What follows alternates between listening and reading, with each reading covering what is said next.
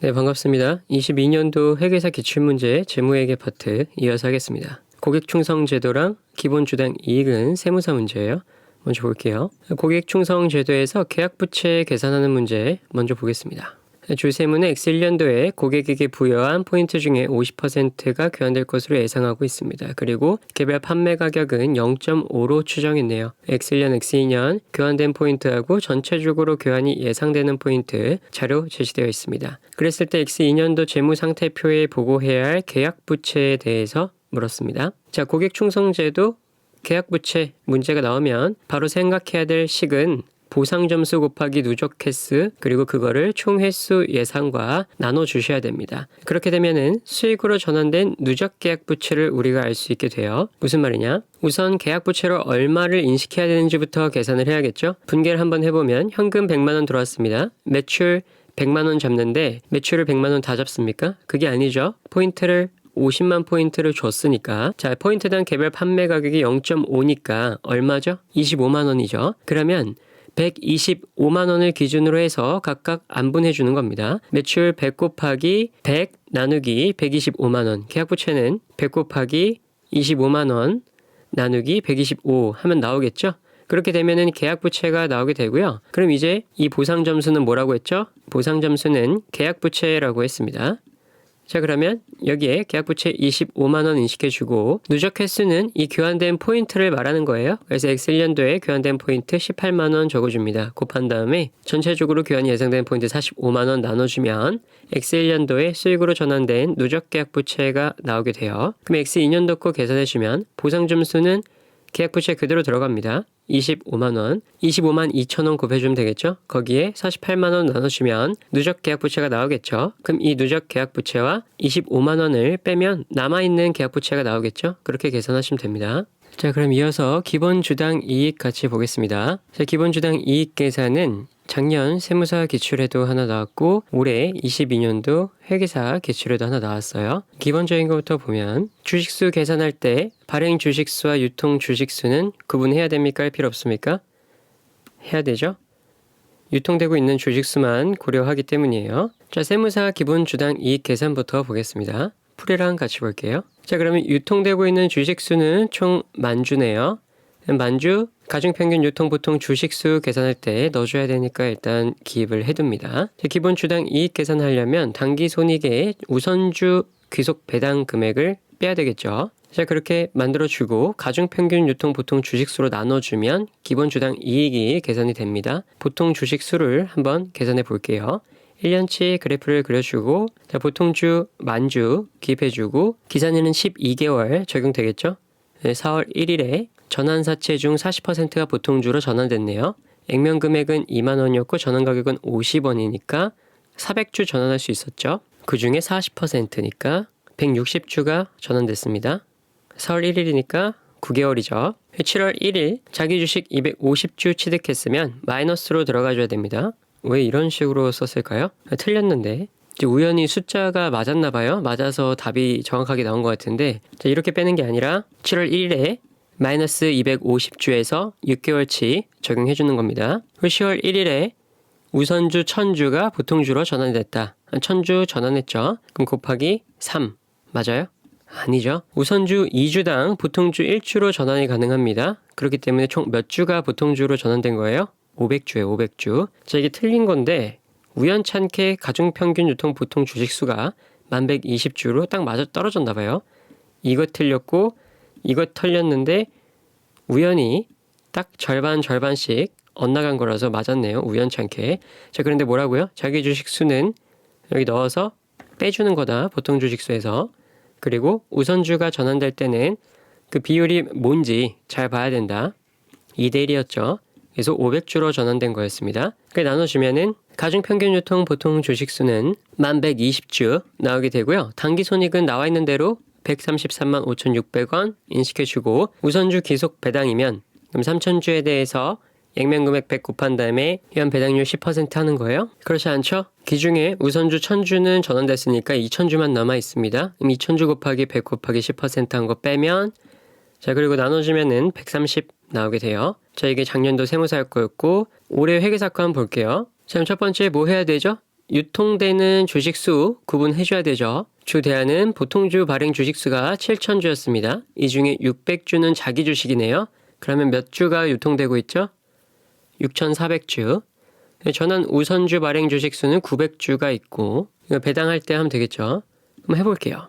다시 1년치 선 그어준 다음에 유통보통 주식수 6,400주였죠. 12개월 적용해줍니다. 그리고 3월 1일 유상증자 실세에서 보통주 2,000주가 증가했네요. 유상증자가 이루어졌습니다. 유상증자할 때 알아야 될 건 뭐죠? 공정가치 미만으로 발행했냐? 아니냐. 저 공정가치는 2,500원인데 2,000원에 발행했네요. 그러면 나머지 초과 금액은 뭘로 인식하죠? 무상주로 인식하죠. 2,000주를 2,000원에 발행했어요. 400만 원이죠. 공정가치는 2,500원이었으니까 나눠주면 유상주는 얼마예요? 유상주는 1,600주 나오게 됩니다. 나머지 400주는 무상주가 되고요. 무상주가 되면은 기존에 갖고 있는 보통 주식 수에 분배를 해줘야겠죠. 그럼 6,400주 더하기 1,600주 하면 8,000주니까 6,400 나누기 8,000 하면 0.8 나오죠. 80% 20% 분배해주면 됩니다. 그러면 기초에 보통주에는 320주가 가게 되고요. 이 유상증자한 보통주식수에는 80주가 넘어가게 되겠죠. 유상증자했을 때는 이제 10개월 적용해 주고요. 3월 1일이니까 9개월로 착각할 수 있습니다. 쉽게 급하니까 마음이. 3월 1일은 10개월이다. 그리고 전환사채가 있었네요. 전환사채 액면금액은 50만원, 액면금액 500원당 일주의 보통주로 전환된다고 합니다. 여기서 25% 전환했네요. 자, 거기서 거기죠. 전년도 세무사 기출하고 비슷비슷해요, 지금. 액면금액 50만원을 500원하고 나누면 1,000주죠. 1,000주에서 25% 전환했으니까 250주 적용되고 몇 개월? 6개월. 자, 그리고 전환 우선주 600주가 보통주로 전환됐네요. 몇 대 몇의 비율로 전환하죠? 비율이 3주당 1주로 전환 가능하다. 3대1 비율이네요. 그럼 600주니까 200주 여기에 들어가겠죠? 이거 실수하지 말라 그랬습니다. 600주 적용해 주는 거 아니에요. 자, 200주 3개월 적용해서 자, 이거 곱해주고 다 더한 금액에 12로 나눴죠. 그렇게 되면 8,295 주식수 나오게 되고 단기 순이익은 얼마죠? 233만 4,600원입니다. 거기에 뭘 빼요? 우선주 배당금을 빼야 되겠죠? 지금 보통 주식수에 대해서만 보고 있으니까 우선주 배당금은 단기 순이익에서 빼줍니다. 우선주 배당금 얼마죠? 600주가 전환됐으니까 남은 300주에 대해서 계산해주면 12,000원 나오게 됩니다. 기본 주당 이익은 280원 나오네요. 4번. 이제 몇 번 풀면 재밌죠? 어렵지 않아요? 기본 주당 이익 넘어가죠, 이제. 자, 이제부터는 쭉 올해 회계사 재무회계 문제입니다. 좀 집중해서 보세요. 재무제표 표시 볼게요. 한국채택국제회계기준에서 요구하거나 허용하지 않는 한 자산과 부채 그리고 수익과 비용은 상계합니까? 상계하지 않습니까? 허용하지 않으면 상계하지 않습니다. 재무제표 항목의 표시나 분류를 변경하는 경우에 실무적으로 적용할 수 없는 것이 아니라면 비교 금액도 재분류해야 합니까? 할 필요 없습니까? 재무제표 항목의 표시나 분류를 변경하는 경우에 실무적으로 적용할 수 없는 것이 아니라면 그러니까 즉 실무적으로 적용할 수 있으면 비교 금액도 재분류해야 됩니다. 계속 기업의 가정이 적절한지의 여부를 평가할 때 첫 번째로 기업이 상당 기간 계속 사업이익을 보고하고 있었고 두 번째로는 보고기간 말 현재 경영에 필요한 재무자원을 확보하고 있는 경우에 자, 적절한지 여부를 고려해야 됩니까? 고려할 필요 없습니까? 이거 중요하죠? 중요한 문구예요.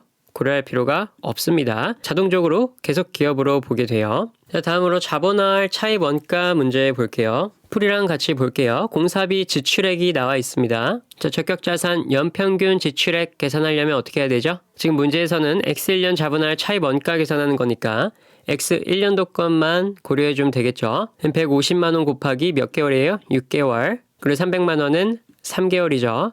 더해서 곱하고 나눠주면 140만 원 나옵니다. 그럼 우리는 적격자산의 연평균 지출액에 140만 원짜리 박스를 만들어 주는 거예요. 지금 여기까지 차입금을 허용하겠다는 겁니다. 그럼 1순위가 뭐였죠? 특정 차입금이었어요. 특정 차입금은 얼마죠? 자, 250만 원에 6개월치였네요. 6개월.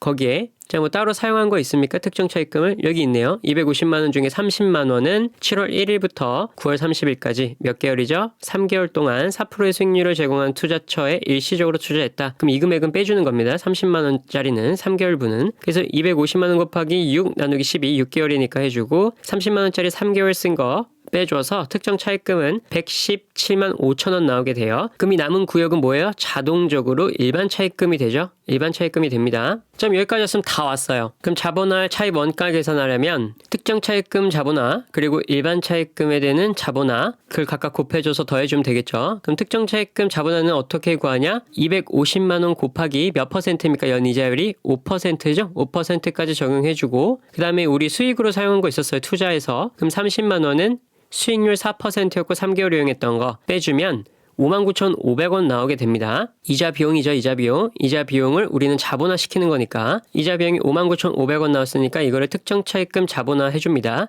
그럼 일반 차입금은요. 어디까지 인정해 주겠다고요? 이 22만 5천 원까지는 인정해 주겠다. 적격 자산에 사용한 것으로 봐주겠다는 거예요. 그럼 자본화는 지금 이자율이 달라요. 각각 일반 차입금이 두 개가 있어가지고 그러면 평균 이자율을 계산해 줘야겠죠. 자본화 이자율 계산해 줍니다. 그러면 자 200만 원짜리 그대로 인식이 돼요. 기초에 빌린 거니까 12개월 전부 다 적용해서 그리고 두 번째 400만 원짜리는 6개월짜리죠. 그래서 200만 원입니다. 몇 퍼센트? 4%. 두 번째 건 몇 퍼센트? 연이절 8%짜리. 각각 대입해주면은 8만 원하고 16만 원 나와요. 그럼 두 개 합이면 400만 원이었고 이 둘의 이자를 다 더하면 24만 원이 됩니다. 그러면 평균 이자율은 얼마예요? 24를 400과 나누면 0.066% 나옵니다. 그럼 이 6%를 이제 일반 차입금에 곱해줘요. 그럼 13,500원의 이자 비용이 나오고 이거는 자본할 차입 원가로 봐주겠다는 겁니다. 59,500원 더하기 13,500원 하면 73,000원 나오게 돼요. 자, 자본할 차입 원가 문제 나오면 첫 번째로 적격자산 연평균 지출액을 계산해줘요. 그게 우리의 기준이 될 거니까. 그럼 특정 차입금 계산해줄 때는 어떻게 해요? 특정 차입금을 월할로 계산해 주지만 거기서 타 용도로 쓴 게 있는지 확인해 줘야 돼요. 타 용도로 쓴 게 있으면 그 부분은 제외시켜 줍니다. 자, 그렇게 해서 특정 차입금까지 나오게 되면은 남은 부분은 인정해 준다. 일반 차입금을 썼다고 인정해 준다. 그래서 그렇게 계산되면은 이자율을 곱해줘서 이자 비용만 계산해 주면 되겠죠. 근데 일반 차입금이 여러 개인 경우에는 이렇게 평균 이자율을 내서 곱해주고 특정 차입금인 경우에는 그 이자율로 곱해주면 되고 타 용도로 쓴 게 있으면 그건 제외해버리면 되는 거고 그렇게 해서 더하면 자본할 차입원가 계산됩니다. 다음 무형자산 볼게요. 연구 및 개발활동입니다. 연구활동은 전액 취득원가입니까? 비용으로 처리합니까? 연구활동은 전액 비용으로 처리하죠. 개발활동은 무형자산의 인식요건을 충족한다면 관련된 지출 모두 뭘로 처리하죠?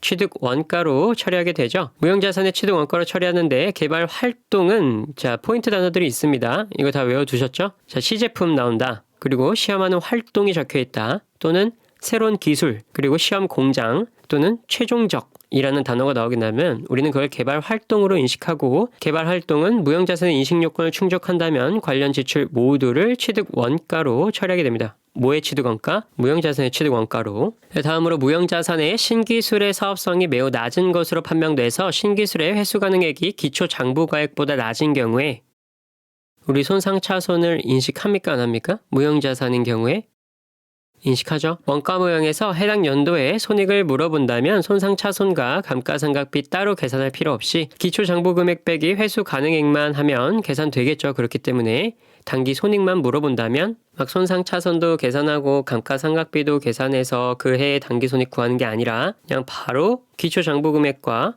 기말의 회수 가능액만 빼주면 그 해의 단기 손익이 나오겠죠. 무형자산은 손상차손 인식한다.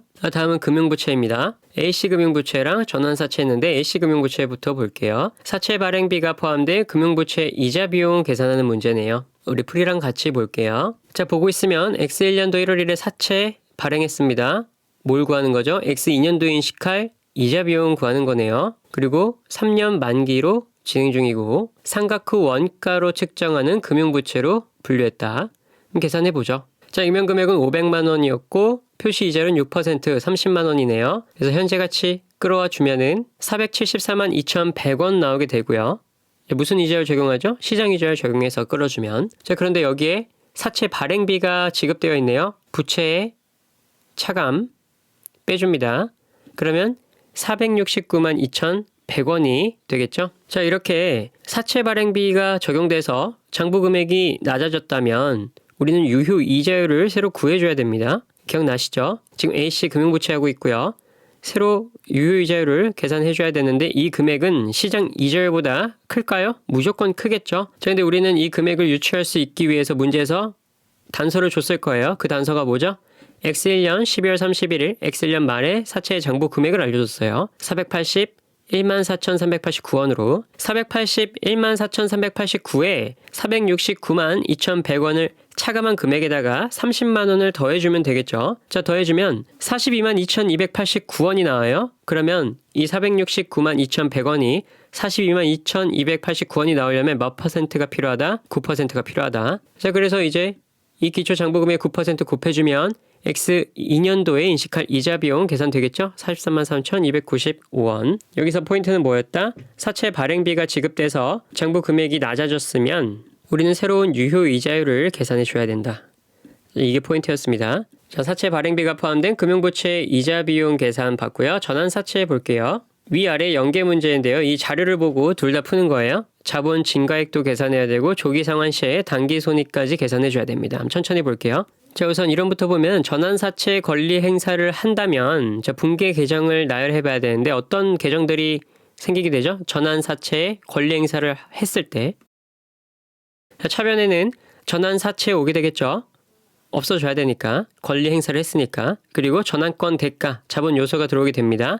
대변에는 자본금 전환사채 권리 행사했으면 주식을 발행하는 거죠. 자본금이 생기게 되고 그에 따른 주발초가 있다면 주발초가 인식되겠죠. 자, 그럼 자본 증감 계산 한번 해볼게요. X2년 기초에 위 전환사채 액면금액 40%가 전환됐을 때 자본 증가액이 얼마인지 물어봤으니까 X2년도 기초, 그러니까 X1년 말의 장부 금액만 알면 되겠죠. 자, 액면 표시이자율은 연 4%니까 4만원, 액면 금액은 100만원, 그리고 여기에 전환권 행사하지 않으면 만기일의 액면 금액 108.6%를 지급하니까 86,000원 더 들어오게 되겠죠. 그래서 108만 6천원을 단일 평가개수 시장이자율 연 8%로 1년 2년치 거 적용해주면 되고 4만원 연금으로 계산해주면은 102,356원 나오게 됩니다. 자, 여기서 40% 전환했다고 했어요. 40% 전환하면은 40만 942원 나오게 됩니다. 뭐 단수 차이 있으니까 이 4번 정답 되겠죠. 자, 자본 증감 계산의 포인트는 자산 빼기 부채는 자본이죠. 즉 순자산을 계산하면 되는 거예요. 자본 증감 포인트를 계산하려니까. 자, 변동 있는 자산과 부채는 전환사채밖에 없어요. 우리 지금 분계 계정 봤을 때 전환사채랑 자본금, 주발초, 전환권 대가 이거 셋 다 뭐예요? 셋 다 자본이죠. 여기서의 자본과 부채 중에 부채밖에 없는 거예요. 전환사채밖에 없어요. 즉 2년 초에 사채가 얼마나 있었는지만 알면 되는 문제인 거예요. 그렇기 때문에 얼마나 전환됐는가, 내 부채가 얼마나 전환됐는가, 그게 꼭 나의 자본 증가액이 되겠죠. 그럼 다음으로 연계 문제인데, 자, 만약에 주 대안은 전환되지 않고 남아있는 전환사채를 모두 X3년 1월 1일 조기 상환했다고 보고 있어요. 조기 상환 시의 전환사채의 공정가치는 65만 원이었고 일반 사채의 시장 이자율은 연 10%라고 되어 있네요. 자, 그럼 조기 상환 시에 단기 순이익이 미친 영향에 대해서 물었습니다. 이론부터 짚고 넘어간다면 조기 상환한다면 발행의 시장 이자율을 적용해서 공정가치를 측정합니까? 아니면 조기 상환 시의 시장 이자율을 사용해서 공정가치를 측정합니까? 무조건 조기 상환 시에 시장 이자율을 적용해서 공정가치를 측정하게 되는 거예요. 풀이랑 같이 보죠. 자, 이게 지금 전환사채니까 부채 요소가 있고 여기 자본 요소가 있어요. 그럼 부채 요소는 NI로 빠지게 되고 단기손익으로, 자본 요소는 자본으로 빠지게 되겠죠. X3년 초에 장부 금액을 계산하면 그럼 얼마죠? 8%로 적용해서 쭉 끌어와 보면은 이거 다 더하면 얼마예요 지금? 112만 6천 원을 1개년만 한번 해주면 나누기 1.08 104만 2,593원, 여기서는 104만 2,563원 이렇게 나와 있죠. 나와 있으면 조기 상환 시의 공정가치는 얼마입니까? 무슨 이자율을 적용한다고요? 조기 상환 시의 공정가치 계산할 때 조기 상환 시의 시장 이자율을 고려한다고요. 이 8%로 하면 안 돼요. 그래서 112만 6천 원을 0.9091로 곱해주면은 102만 3,647원 나오게 되고요. 자, 100%를 가정했을 때 이렇게 조기 장부 금액과 조기 상환의 공정가치를 비교해 보면은 상환 이익이 얼마예요? 18,889원이에요. 근데 우리는 전 문제에서 40%를 이미 자본으로 전환을 시켜놨었어요. 60%만 남아있으니까 0.6 곱해줘서 11,340원이 뭐다? 상환이익이다. 그래서 11,340 증가다. 2번이 답이겠네요. 그렇죠? 자, 중간에 조기 상환하면 조기 상환의 공정가치는 조기 상환 시의 시장 이자율로 할인을 해줘야 한다. 공정가치 평가를 해줘야 된다. 자, 그렇게 공정가치 평가한 걸 원래 내 장부 금액과 비교해서 상환 이익을 계산해주면 된다. 자, 여기까지 봤습니다. 자, 다음은 주식기준 보상거래 볼게요. 자, 주식기준 보상거래가 뭐예요? 기업이 거래하게 되면 자, 대가를 줘야 되죠. 대가를 줘야 되는데 상대방이 종업원인 경우에 기업은 근로 영역을 제공받고 기업은 급여를 제공하게 돼요. 원래는 일반적으로 주식기준 보상은 대가를 현금이 아닌 주가에 기초한 권리를 부여하는 게 되는 거고요. 권리의 성격에 따라서 주식 결제형이 있고 현금 결제형으로 나뉘게 되는 겁니다. 주식 결제형은 뭐예요? 주식으로 받는 거고 자본으로 인식하면 돼요. 근데 현금 결제형은 뭐다? 현금으로 받는 거고 부채로 인식하게 됩니다. 기업 입장에서는. 자, 보상을 권리로 할 뿐 급여를 지급할 때와 분계는 동일한 거예요. 이제 우리가 주식 기준 보상 거래에 대한 개념을 받고 그 문제를 한번 볼게요. 주식 결제형 주식 기준 보상 거래에서는 제공받는 제한화 용역에 그에 상응하는 자본의 증가를 제공받는 제한화 용역의 공정가치로 직접 측정합니까? 간접 측정합니까? 직접 측정하게 됩니다. 주식 기준 보상 거래에서는 제한화 용역의 공정가치로 직접 측정한다. 그럼 다음으로 주식결제형 주식기준 보상 거래에서는 제공받는 제한화 용역의 공정가치를 신뢰성 있게 추정할 수 없다고 해요. 만약에 그렇게 된다면 제공받는 제한화 용역과 그에 상응하는 자본의 증가는 부여한 지분 상품의 공정가치에 기초해서 간접적으로 측정하게 되겠죠. 자, 종업원과 거래일 때는 항상 간접해서 측정하게 되는 거예요. 그 종업원의 용역의 공정가치를 신뢰성하게 측정할 수가 없게 된다면 내가 부여한 지분 상품의 공정가치를 기초해서 측정하게 되는 겁니다. 원칙은 그에 상응한 자본의 증가를 제공받는 제한화 용역의 공정가치로 직접 측정하게 되는데 신뢰성 있게 추정할 수 없으면 내가 준 주식 가치로 측정한다라는 겁니다. 현금 결제형 주식 기준 보상 거래에서 지금 현금 결제형으로 넘어왔네요. 현금 결제형에서는 주가 차익 보상권을 부여함에 따라 인식하는 자, 부채로 봅니까? 자본으로 봅니까? 자, 부채는 부여일과 부채가 결제될 때까지 매 보호기간 말과 결제일에 주가 차액 보상권의 공정가치로 측정하게 됩니다. 자, 현금 결제형은 부채라고 했고 자산과 부채는 직접 측정하는 것이 원칙입니다. 거래 상대방이 결제 방식을 선택할 수 있는 주식 기준 보상 거래의 경우에는 제공받는 제한화 용역의 공정가치를 직접 측정할 수 없는 거래에서는 현금이나 지분 상품에 부여된 권리의 조건을 고려해서 측정 기준을 형제, 자, 어떤 것의 공정가치를 측정하게 되는 거죠? 복합금융 상품의 공정가치를 측정하게 되는 겁니다. 자, 기업이 선택할 수 있는 경우와 상대방, 즉 종업원이 선택할 수 있는 경우가 있어요. 기업의 경우에는 주식을 주는 것을 선호하겠죠. 현금 나가는 것보단. 기업이 선택할 경우에는 자본으로 인식할지 부채로 인식할지 처음부터 현재 의무가 있는지 없는지 선택하게 되겠죠. 근데 만약에 종업원에게 그 선택의 권리가 있다면 복합금융 상품으로 회계 처리하게 됩니다. 왜? 자본인지 부채인지 모르기 때문이에요. 이 종업원이 주식을 선호하는지 현금을 선호하는지 모르니까 자, 이렇게 공정가치를 직접 측정할 수 없는 거래에서는 현금이나 지분 상품에 부여된 권리의 조건을 고려해서 측정일 기준 현재 복합금융 상품의 공정가치를 측정하게 됩니다. 거래 상대방이 결제 방식을 선택할 수 있을 때, 그쵸? 기업이 현금이나 지분 상품 발행으로 결제할 수 있는 선택권을 갖는 조건이 있는 주식 기준 보상 거래의 경우에는 현금을 지급해야 하는 현재 의무가 있는지를 결정하고 그에 따라 주식 기준 보상 거래를 회계 처리하겠죠. 주식 결제형인 경우에 공정가치를 정하는 기준은 시장 가격과 가치 평가 기법이 있어요. 근데 이 중에서 시장 가격이 우선돼야 되는 거예요. 어떤 문구가 나오게 되냐면 주식 결제형인 경우에는 공정가치는 시장 가격과 가치 평가 기법 중에서 선택할 수 있다. 이렇게 나오면 오답이에요. 우선적으로는 시장 가격이 우선되는 거예요. 시장 가격이 없을 때 가치평가 기법을 쓰는 거지. 둘 다 쓸 수 있으면 선택해서 쓰는 게 아니라 무조건 시장 가격을 쓰는 겁니다. 자, 그럼 법인세 회계 볼까요?